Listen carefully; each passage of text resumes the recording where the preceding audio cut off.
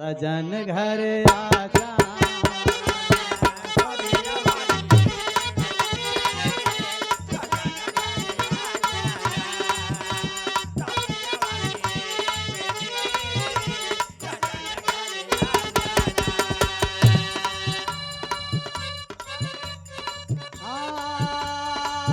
कहता है पायल बार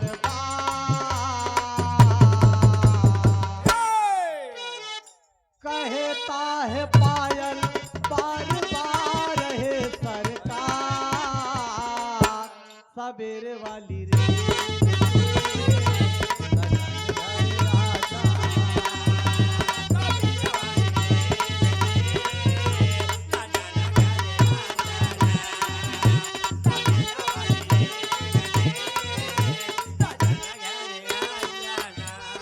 जब से गए हो मन लगता नहीं है।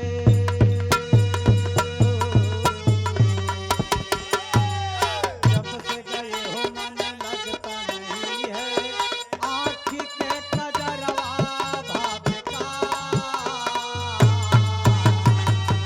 आँखी के कजरवा भावका रहे सरकार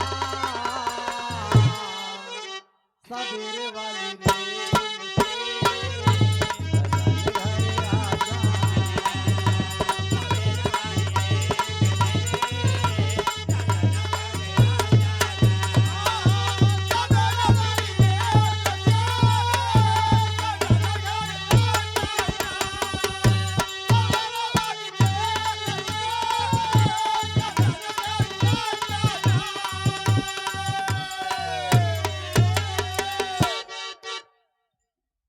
बड़ा बढ़िया सुंदर बिरहा तमाम धुन तराना अभी आप मुस्कान जी से सुने, बहुत अच्छा लगा। अच्छा लगा इधर।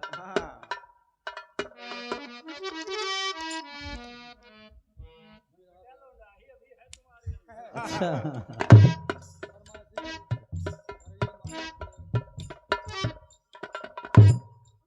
घर मालिक का आदेश बा कोनो कांड हो चाहिए। वही हम घर है तो कहे न कांड हो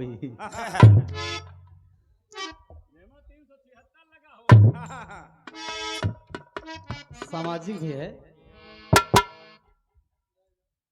चला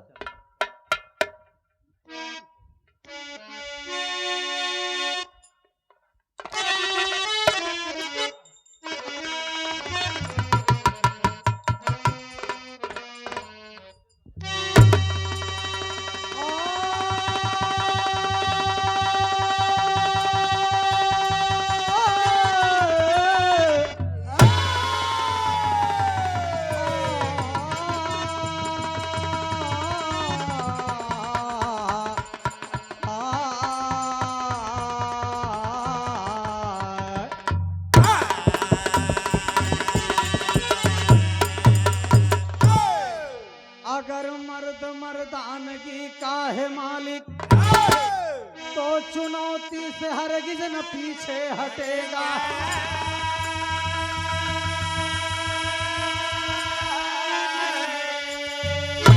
अन्याय पर न्याय बनकर चढ़ेगा, भले यान पर वही मर मिटेगा।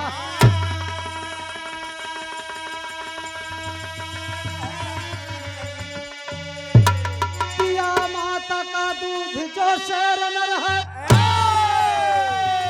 तो सरिता लहू की वही है बहाता।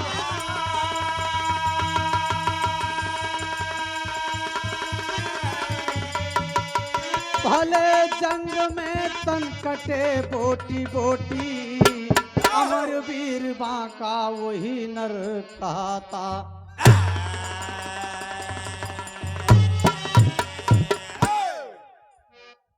ग्वालखंड की छोटी सी कहानी जिसका शीर्षक है मजरी का ब्याह।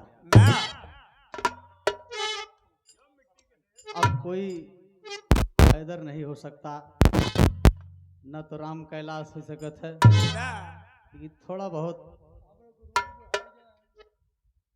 प्रयास अपना रहता है बाबूजी। एक ठी लड़का एक ठी लड़की से कहा था,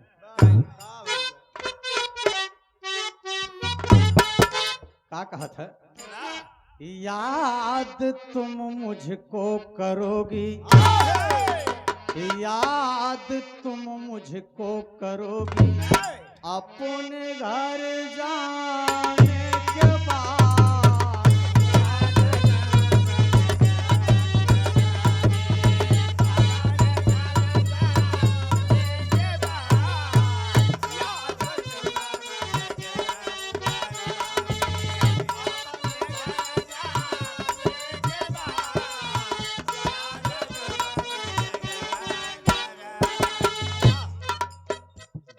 भाव को समझते हुए परम पूजनीय पिता तुल हमारे श्री बंसीलाल यादव जी, ये आपके कार्यक्रमों द्वारा आशीर्वाद स्वरूप 100 रुपया का पुरस्कार है। चरणों में कोटि कोटि प्रणाम हो, आशीर्वाद दें कि हम बच्चे अपने कला के क्षेत्र में कामयाब रहें।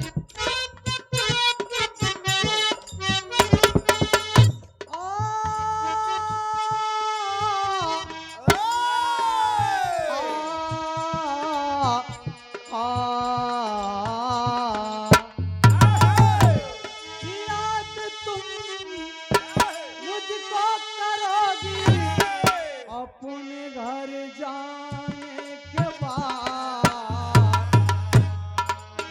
क्या रहेगा, रहेगा क्या रहेगा पास तेरे, नथनी उतर जाने के बाद क्या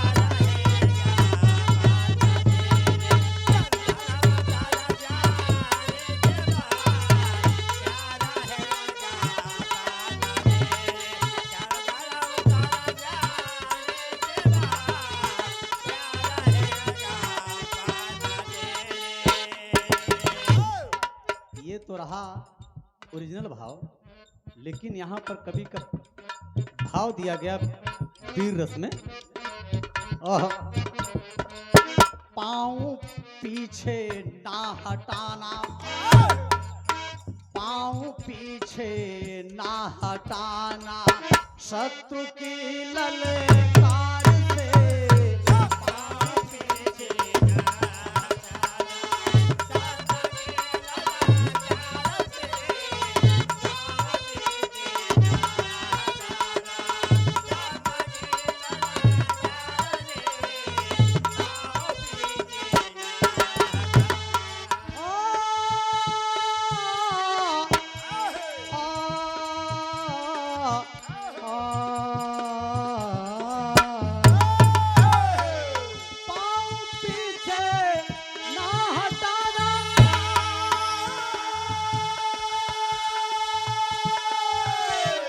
शत्रु की ललकार से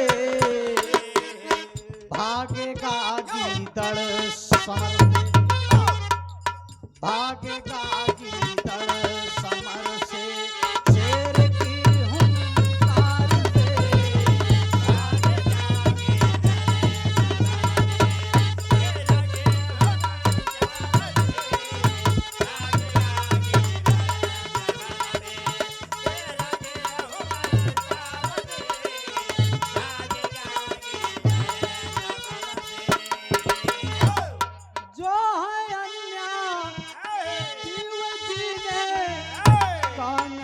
हकदार है, आगे बढ़कर काट लो, आगे बढ़कर काट लो।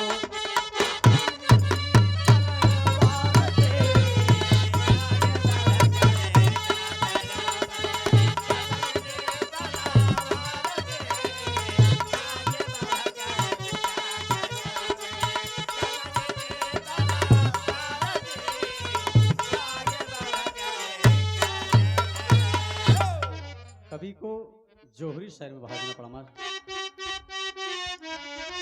साहस या वीरता से जो लड़ता वीर समर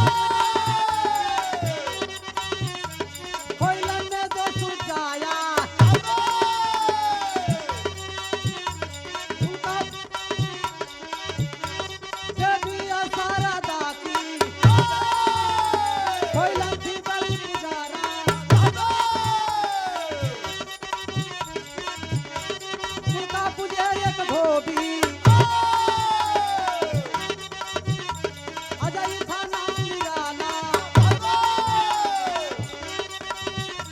बिजवाया जय की दुल्ही जो बनवाई परछी भाला 12 मन का मुकर था अजय था बड़ा लड़ैया देविया सारा दाती कोयलन थी बड़ी पुजारा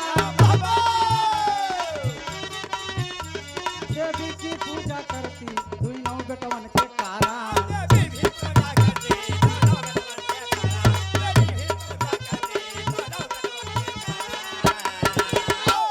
कहना है बा भाव रहा तनी बतिया समझ लिया गौरा में टिकई द्वार के घर दुई बेटवा उतार लिए जे के नाम बड़े प्यार से मतारी बाप सांवर और लोरिक रखे सांवर लोरिक दोनों देखे में ऐसे लगे जैसे दोनों आल्हा और उदल लेकिन दोनों लड़ते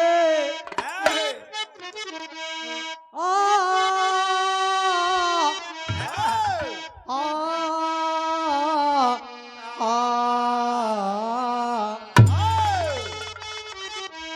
दोनों लड़के थे अखाड़े में लंगोटा बांध कर माँ खिलाती दूध माखन माँ खिलाती दूध माखन दोनों को बड़े प्यार से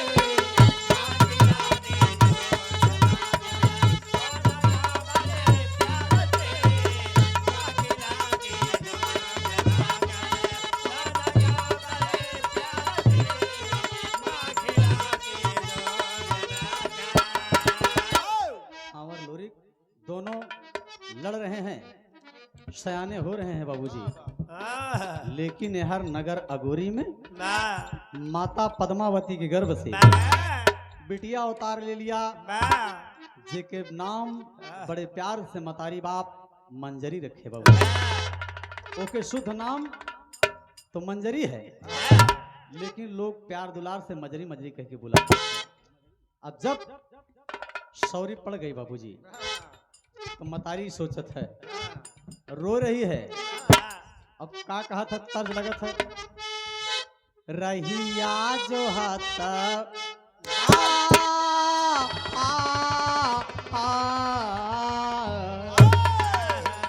रहिया जो हाथ बीती गईले सवाना सारा लइके घूघूरी ना आईले भवानावा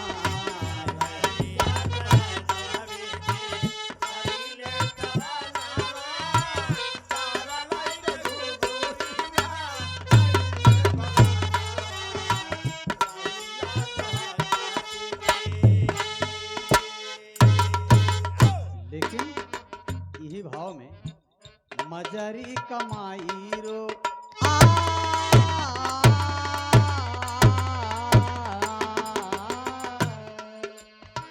मजरी कमाई रो पीटे अपन छतिया पिया मोर हारा लेगा रभवक छतिया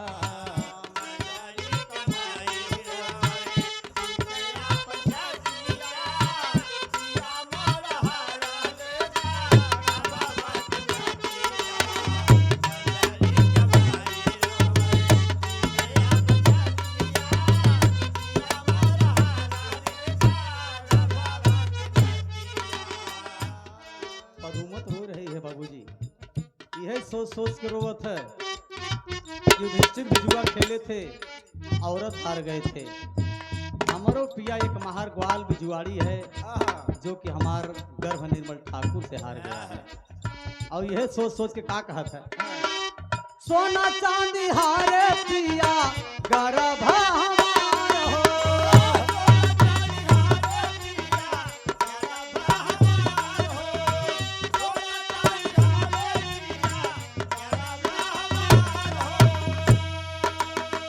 गौरी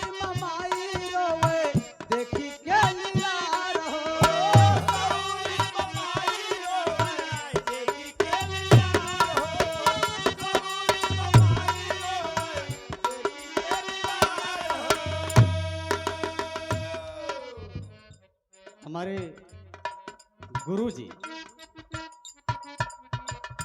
बिरहा के बड़े ही सुंदर, जिनका कोई जोड़ नहीं है, और बिरहा जगत में आपकी लेखनी भी बहुत प्रशंसनीय है। आप परम सम्मानीय परम श्रद्धेय हमारे गुरु जी आदरणीय श्री ज्ञानचंद यादव जी, गुरु जी के करकमलों द्वारा आशीर्वाद स्वरूप 101 रुपया का पुरस्कार है। चरणों में कोटि कोटि प्रणाम हो। आशीर्वाद दें कि हम बच्चे अपने कला के क्षेत्र में क्या कामयाब रहे। लेकिन कैसे बताई अपन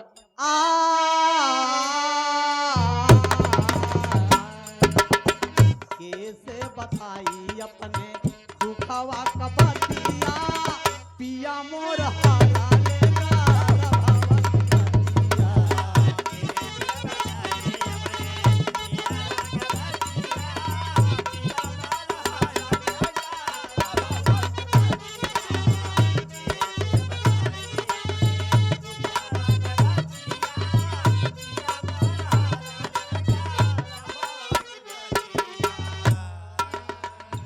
बात निर्मल ठाकुर को मिली। बाबूजी निर्मल ठाकुर को मिली तो कहा करके हंस दिए, कहा करके हंस दिए कि आपके दुल्हन के अरे बिटिया भइल बा और के अपने भाई मुगालत के हम दुल्हन बनाओ।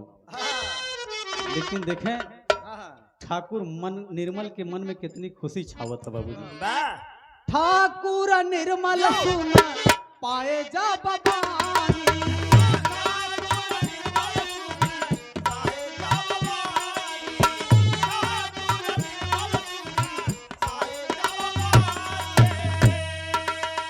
मैंने मुगाल से कहले कहानी,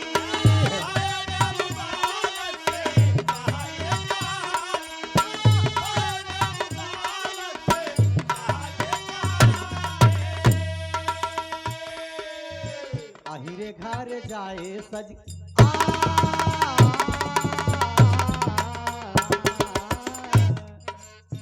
आहिरे घर जाए सज के ठाकुर के बरतिया, पिया मोर हारा लेना भवन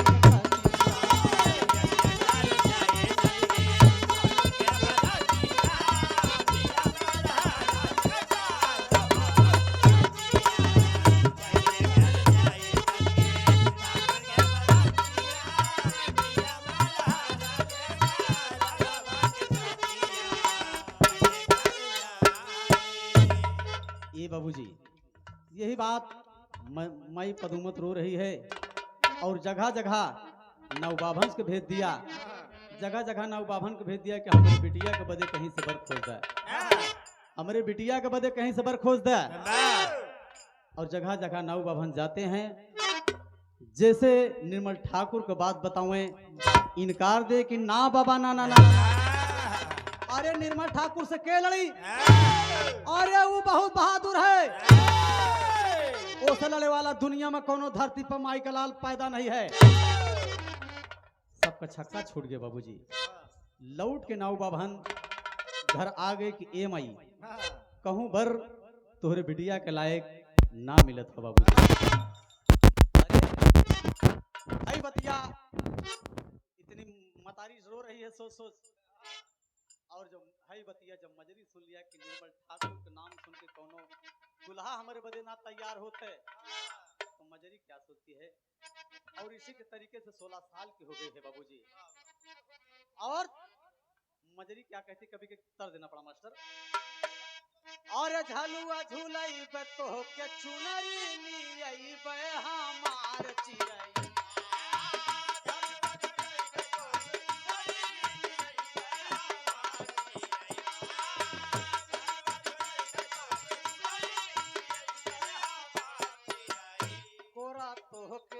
उठाई बे हमार चिरई।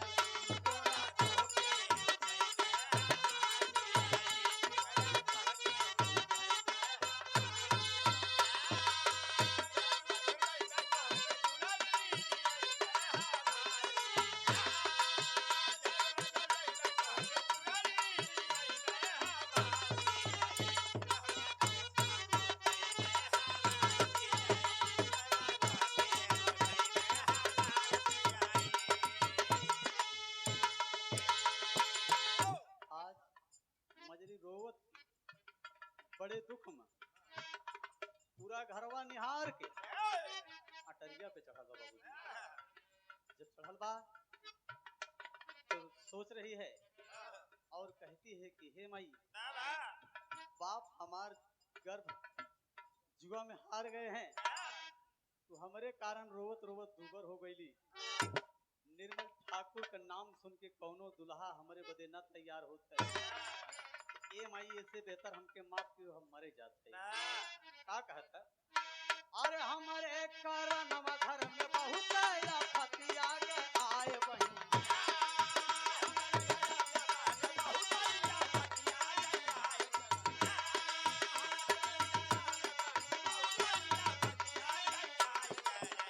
देव जियरा हम अपन गंवाए जननी,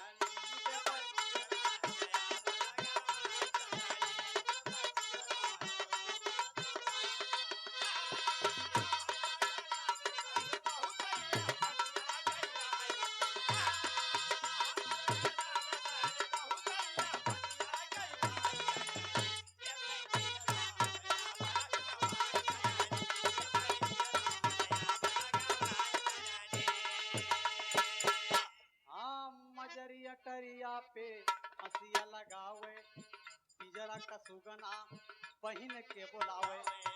का बुलावत था बाबूजी? वो जमाना रहा, आई जमाना रहा। पंछी जानवर भी बात करते हैं बाबूजी, बोलत रहे। लेकिन हाँ, मजरिया टरिया पे हंसिया लगावे, पिजरा का सुगना बहिन के बुलावे। काहे जियरा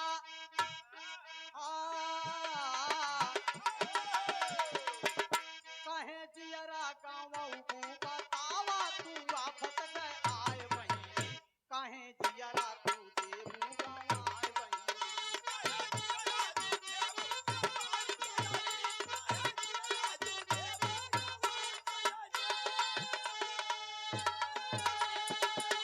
कहा ये दीदी क्या बात है? मजरी कहे कि ए तोता भैया, ए तोता भैया, तू सुन ला, तू सुगना है, तो के हमरो दूध भात खियावत रहे, आम खियावत रहे, लेकिन आवाज तोहार बहन मर जाई। कहूं बर तोहरे बहन के लायक ना मिलत हो। निर्मल ठाकुर का नाम सुन के सबका छक्का छूट जाए, धरती वीरन से खाली हो गए। इतनी बात जब सुगना कहा, सुगना का कहा था दीदी? का कहा था? मजरी फांसी का फंदा गले में है, आंचल खोल दिया है बाबूजी।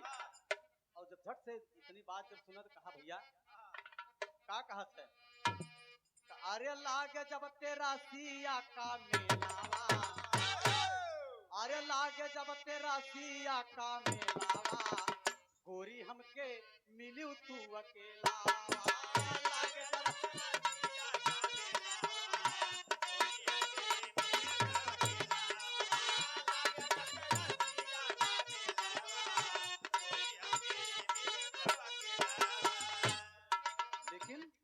सुगना का कहा था?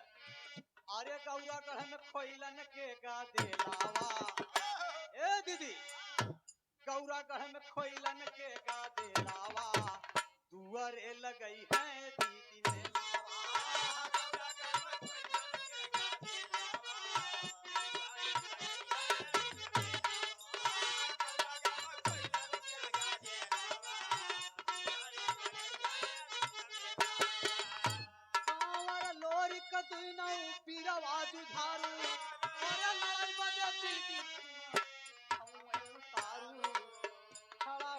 देखी है सबा खेलावा।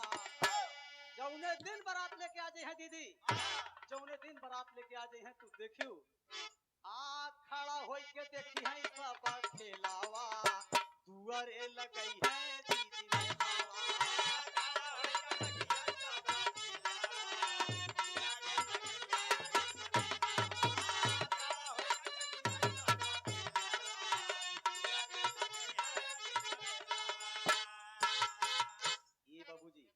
इतनी बात जब सुना तो लई के पिजरा अपने माई के सामने आ गई। अपने माई से कहा कि ए माई, आई सुगना का कहा तो तनी बतिया सुन ले। माई पदुमत रो रही है कि हमार कोनो भरोसा ना बिटिया, हमार कोनो भरोसा ना बा। और समझा रहा है।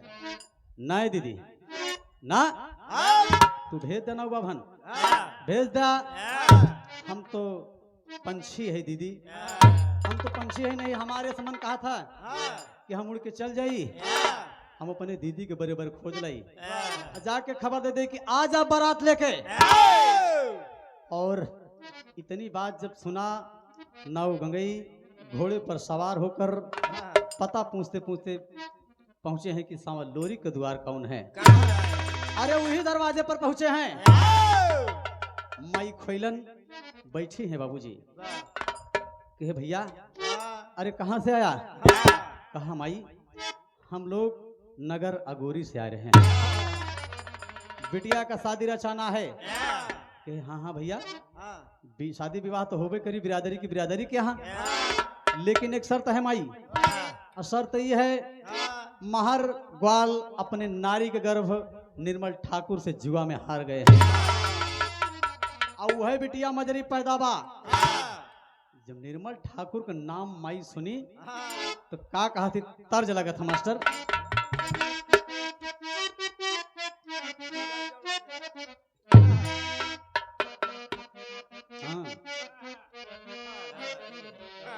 कहे हमार पाजे बराजा हीरा जड़ाए दा।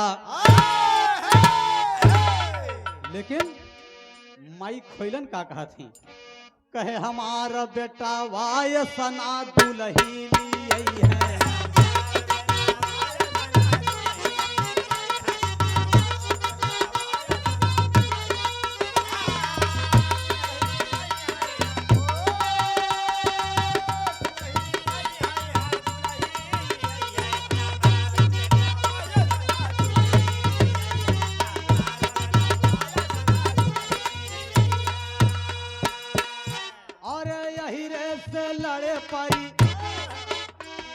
ठकुरे से लड़े परी जियरा गावई है हमारा बेटा वाय सना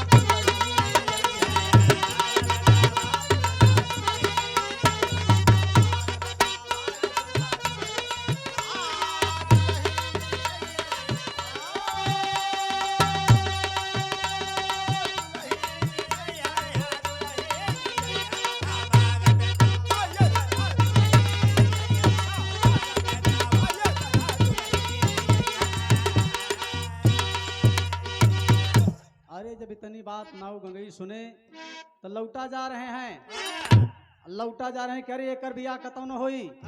अरे ये मजरी मर जा जनमत। अखाड़े से लोरी का रहा है। कहाँ गए रहा? कहा लोरी के घर गए थे, बिटिया का शादी रचाना है, तोहार माई इनकार दही। कहे हाँ हमारे दरवाजे पे आवत है। कहे बतावा तू के तनी तिलकिया चढ़ैया।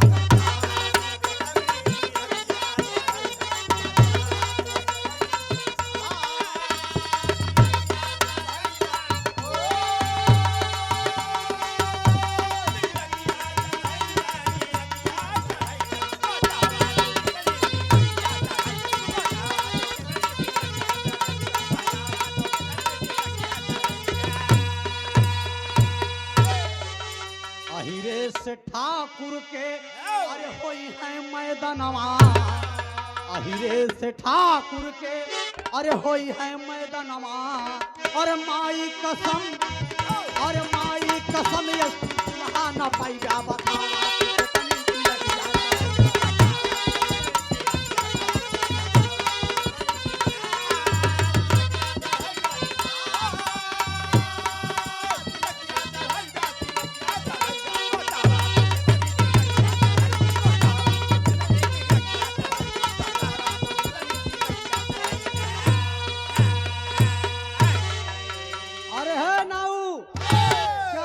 है तू गौरागढ़ में आया है और ये समझता है कि निर्मल ठाकुर के मुकाबले कौनो लड़ने वाला नहीं है। हमार बात सुन।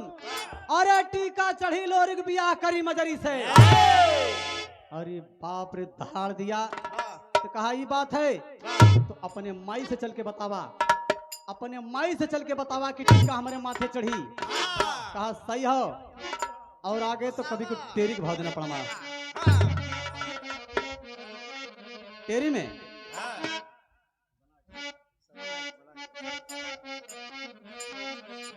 समर में बरछी भाला बिछी है, समर में बरछी भाला बिछी है, गरजा वीर बांकुड़ा शेरवा खोइलन वाला, समर में बरछी भाला बिछी है। हाँ गरजा वीर बांकुड़ा शेरवा खोइलन वाला, समर में बरछी भाला बिछी है।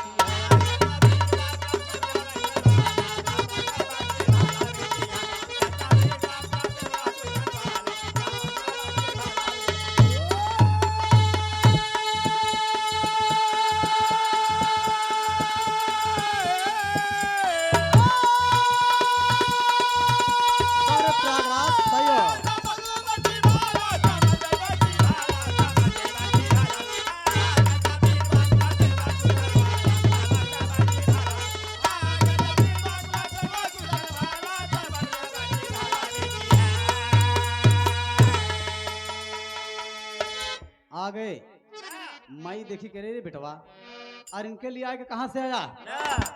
लोरी कहता है कि अरे माई, अरे हम तोरे छाती का दूध पिए है माई, के कर मतारी इतना दूध पिलाए कि हमसे तेगा चलाई। अपन लोरी के अपने माई के आगे का कहा था, ललकार के बोला था बाबूजी। अतर जिया भैया ना ना कि हम गवनवा नहीं जा, हम गवनवा नहीं जा, नहीं नहीं पीता लगला यही रनवा, हम गवनवा नहीं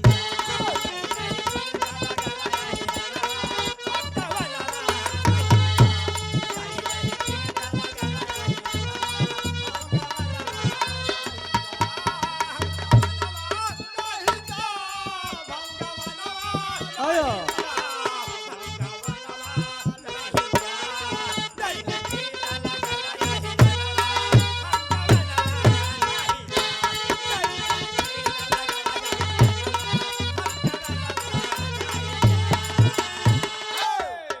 गीत के भाव को समझते हुए हमारे हृदय के गार्जियन आदरणीय सम्माननीय श्री घर मालिक राम प्यारे यादव जी, ये आपके करकमलों द्वारा 101 रुपया का पुरस्कार है। चरणों में कोटि कोटि प्रणाम हो, आशीर्वाद प्रतीक्षा है। लेकिन लोरी का कहा था कि हम बरतिया लैके जा, हम बरतिया लैके जा, बड़ी चुनौती पे बाया बरतिया, हम बरतिया लैके जा।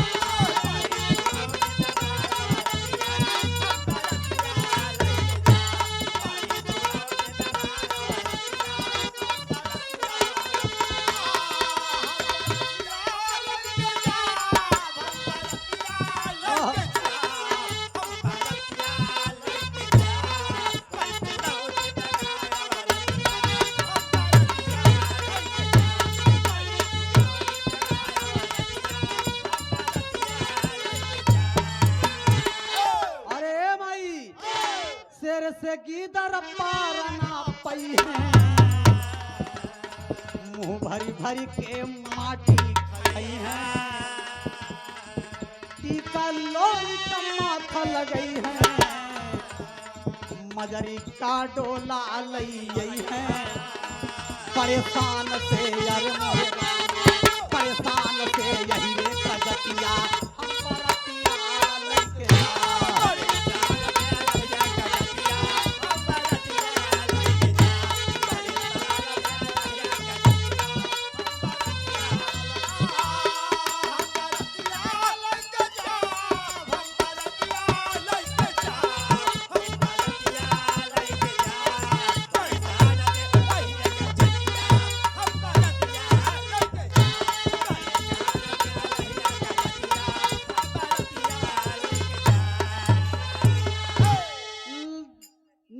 नेग गायन जब पाई,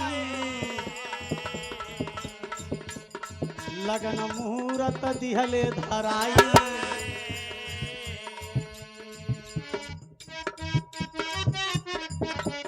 नेगी नेग गायन जब पाई,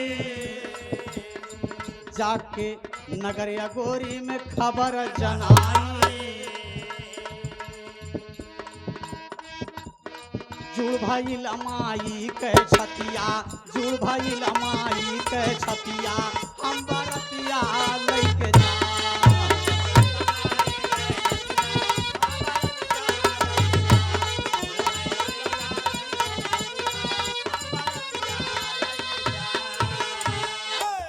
जा करके नाव गंगई बता दिए कि ए माई बात बन गए सब।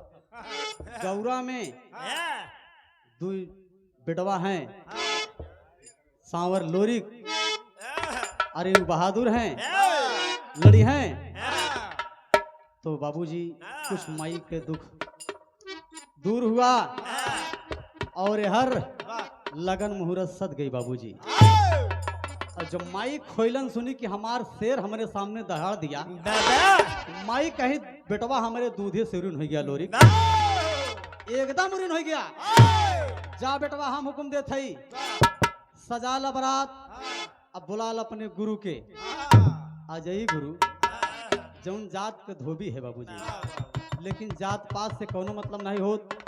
काबिल आदमी के इज्जत हमेशा होत है, भारत भूमि इस बात का गवाह है बाबू। लेकिन और अजय गुरु आए जब, तो लोरी कहा कि गुरुजी बिया मान ले है। खोइलन हाथ जोड़कर खड़ी भई, 12 मन का मुक्तर हिला के बहादुर बोला था, अरे एकदम बिया, अरे ये दोनों बेटवा हमार शेर हैं। लेकिन अजय गुरु का कहा था कि ए माई का कहा था, तर्ज लगत है।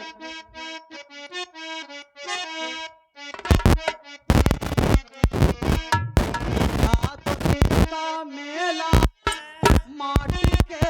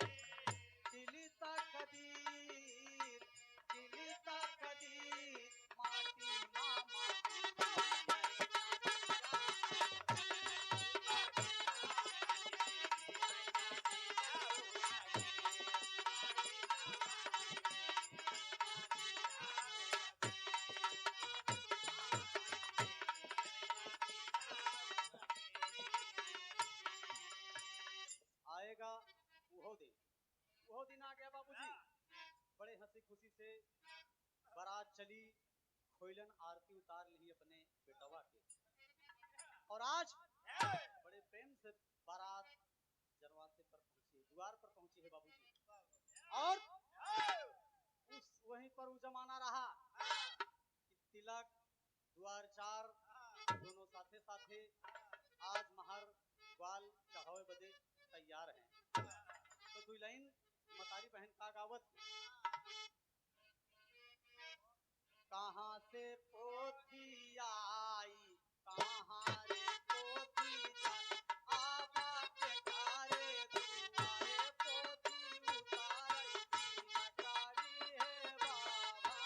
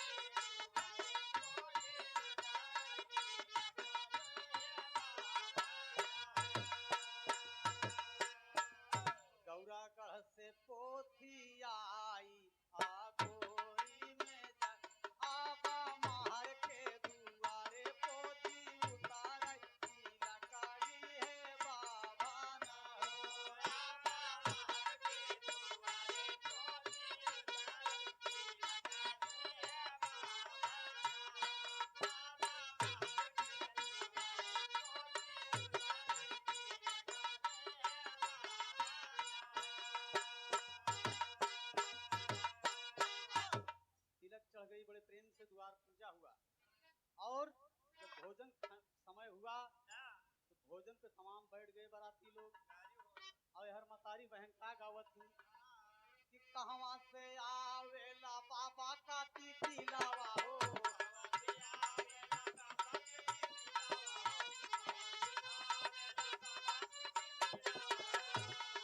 कहवा से आवेला मैना यो कांवरिया।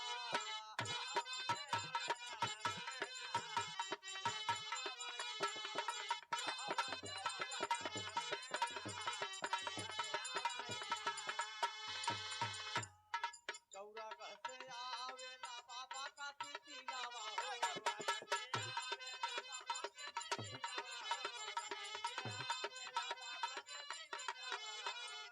अगोरी से आवेला मैना यो कांवरिया।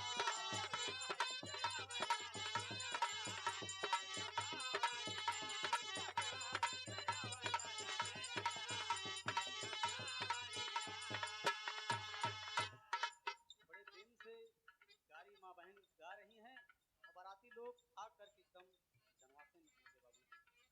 और हर बड़े प्रेम से विवाह प्रतिक्रिया बाबूजी संपन्न हो गई। विवाह संपन्न हुआ। निर्मल ठाकुर अपने तैयारी में लगे हुए हैं। विवाह तो हो गया, लेकिन हमरे राहत अगर ये गर्भ जुआ में हारे हैं तो ये गर्भ हमारा है, हम अकेले। लेकिन विवाह हुआ और सुबह विदाई के समय जब हुआ बाबूजी, तो माई अपने बिटिया के गले से लगा के गरवा से गरवा सटल बा और समझावत है। का कहत था कि गिन गिन दिन गईले हार हो, पिया भाई ले सपनवा, लेकिन बिटिया चलली ससुरार हो, माई कईली रुदनवा।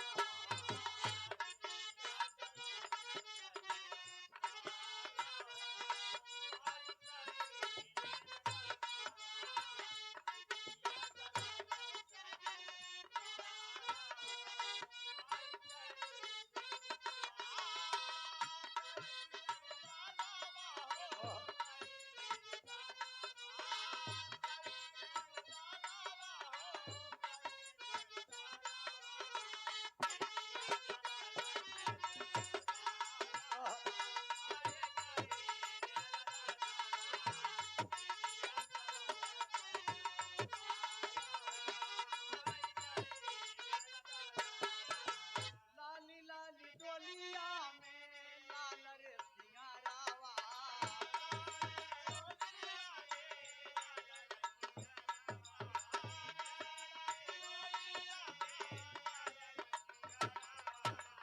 लाली चुनरिया में लाल रे अचारावा,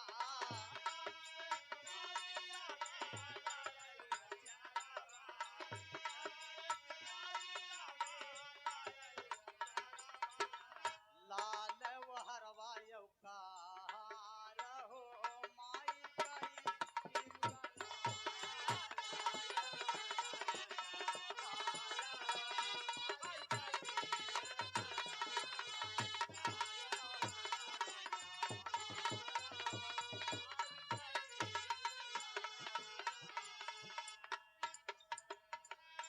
बारात चली जा रही है बाबूजी।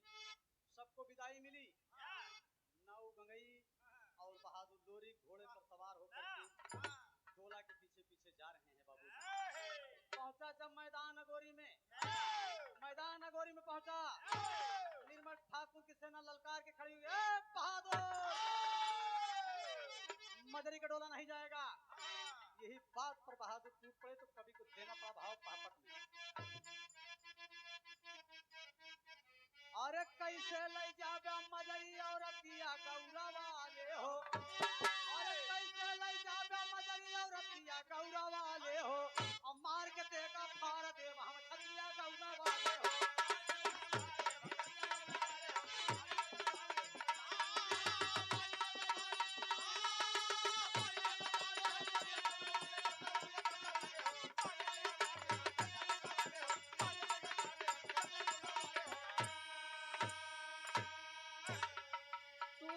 निर्मल की ओर लोरिक वीर बघेला हो, मार पैसा निकल गया ठाकुर को जाए पछाड़ा हो। अरे अखिया नाचे मजरी के सूरतिया गौरा वाले हो, निर्मल कैसे ना कह दिया ये फतिया गौरा वाले हो।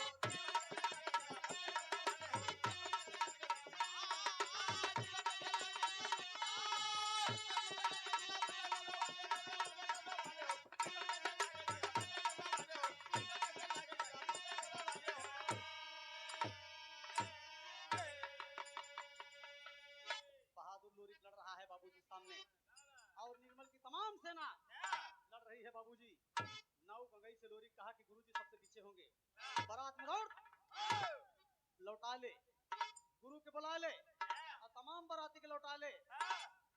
बहादुर अजय गुरु आए, 12 मन का मुक्तर हिला करके बोला था कि लड़ो पीर, अरे डरना नहीं है, मार के गिरा देंगे आज। और बाबूजी यही बात मजरी टोला पर बैठे बैठे सोच रही है बाबूजी कि हमारे स्वामी हमारे भगवान हमारे सामने लड़ रहे हैं, अगर एक मार गए हैं तो हमारे मांग का सिंदूर मिट जाए। और होता क्या है, अरे मजरी सोच रही ते ठैया, अरे मजरी सोच रही ते ठैया, अवा चल बांध लिया करी हैया, अपने सैया के कारण लड़े लागी रहे।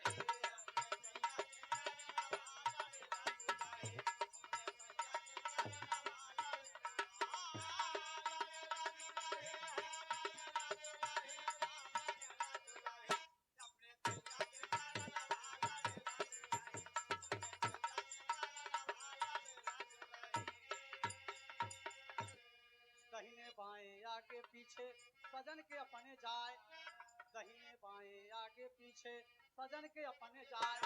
और मार के तेगा देखा मजरी से ना दिया गिराई गाई गया सब सामान लड़े लागी रही।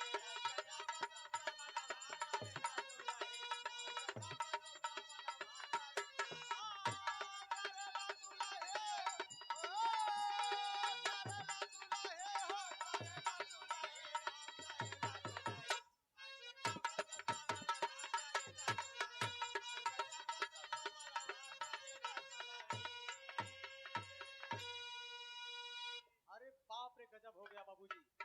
जो निर्मल ठाकुर को गर्दन बहादुर लोरी काटता है, उसके धड़ से वो गर्दन फिर जुड़ जाती है बाबूजी। तलवार लेकर के सामने खड़ा है बाबूजी, और बहादुर निर्मल ठाकुर ललकार रहा है। बहादुर लोरी कहता है चारों ओर तेगा पे तेगा चले, लाशन पे लाश बही लहू का धारबा, यही रण क्षेत्र पीछे बड़े बड़े दो जोधन का कटकर धैले धीरज करागा। बीच समर में आज खोइलन के बेटवा ठाकुरे के आगे कहत ललकार बा, मजरी के डोला का बात ठाकुर पीछे रही, आज भाई फैसला। ललकार दिया बहादुर, यही बात माई खोइलन सुन पाई कि लड़ाई छिड़ गई, बेटवा के जान खतरे में हो, हमार बहू ना आई। तो तर्ज लगत है ना, मोर पिया कुंवर का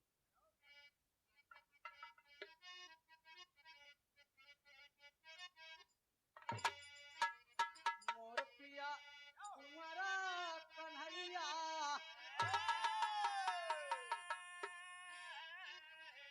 मोर पिया कुंवरा कन्हैया, बोलावे बसुरिया बजाए के।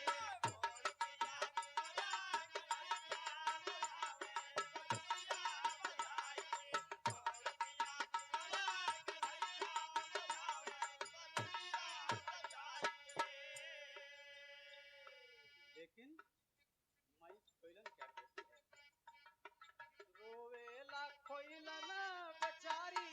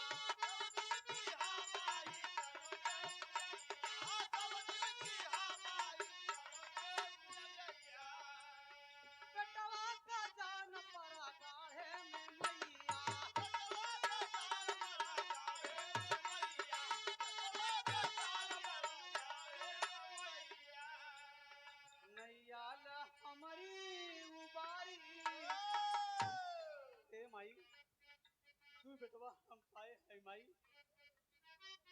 वो हमार बेटवा दोनों हमके दे दा माई। माई दुर्गा प्रकट हो गई, कहा खैलन कोनो चारा ना चलत बा बाबूजी। कहा माई कोनो चारा लगावा नहीं, तोहार पूजा करी थी, तोहार वेदी उखाड़ के फेंक दे। माई दुर्गा करती क्या है, ब्रह्मा जी के पास आती हैं। ब्रह्मा जी लिवा के कहा हम मौत का कारण ना जानी, लेकिन ब्रह्मा जी लिवा कर जाते कहाँ हैं। ब्रह्माया दुर्गा जी कैलाश आए,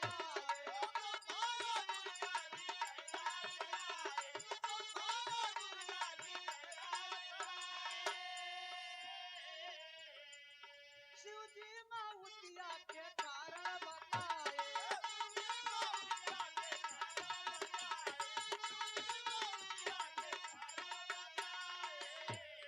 कटासी सदा पे कौनो नारी, कटासी सदा पे कौनो नारी, सुना बात दुर्गा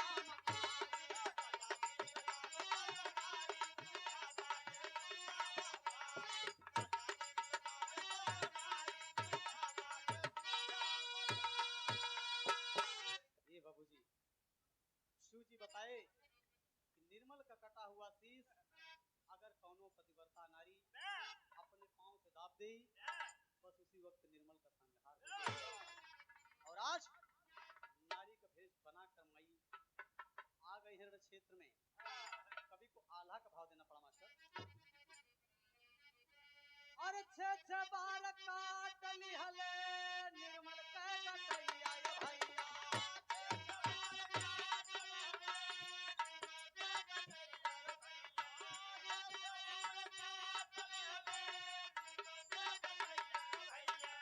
दुर्गा मैया रण खेते कोई गटैया।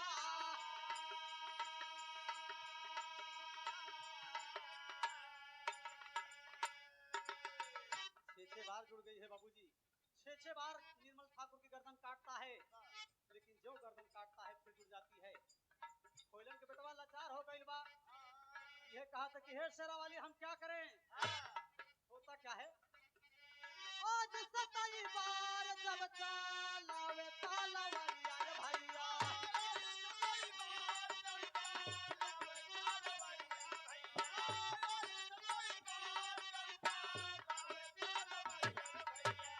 निर्मल ठाकुर के गर्दन लिहल रे उतार।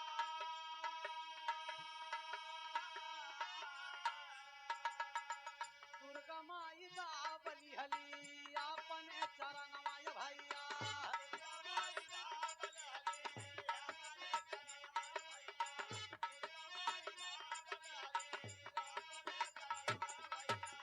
निर्मल ठाकुर के बबुआ कोई गईले संघा।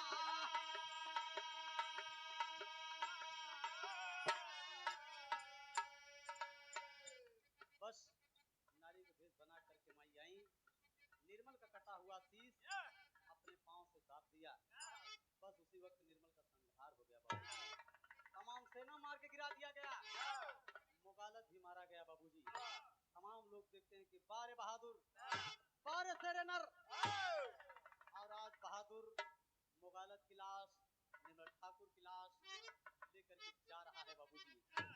और इतने में ठाकुरानी सामने आ गई बाबूजी। ठाकुरानी आएगी करे बहादुर तुम धन्य हो, और कहना पड़ा कभी तो खड़ी में मास्टर। अरे धन्य हो बहादुर लड़की कोई वीरताई हो, लसिया सजन के, लसिया सजन के हम जलउताई हो।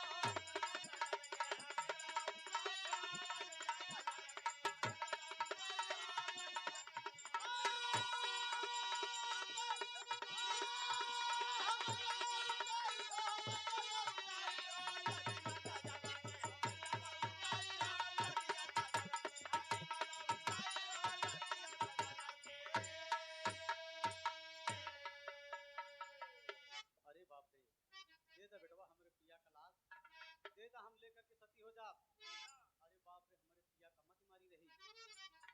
से बहादुर से आकर के लड़े, अन्याय पर कदम रखे, अन्याय पर कदम रखे, इसलिए इनकी मौत हो गई, नहीं तो वरदानी रहे।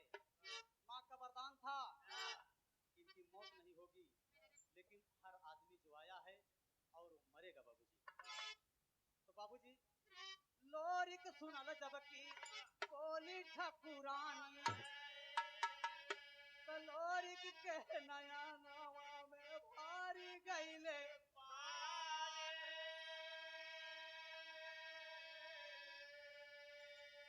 और तू तो ऐसी लागा जैसी हमारी कोयलन माई हो, लसिया सजन के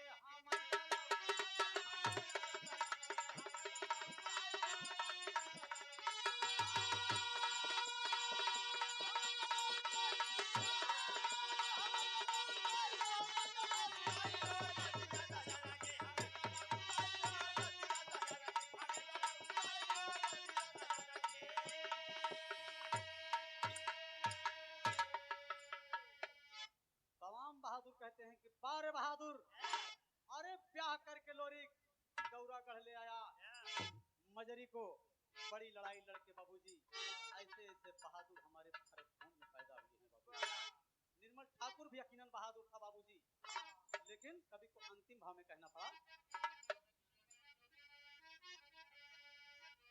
राजा राम आधार गुरु हैदर अली जी स्वर्ग के राह सिधारी,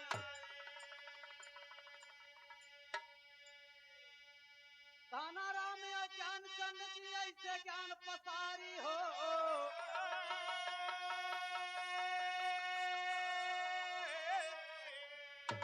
समर में बरछी भाला बिछी है, कहानी बालखंड का लिख गए भूलूर वाला।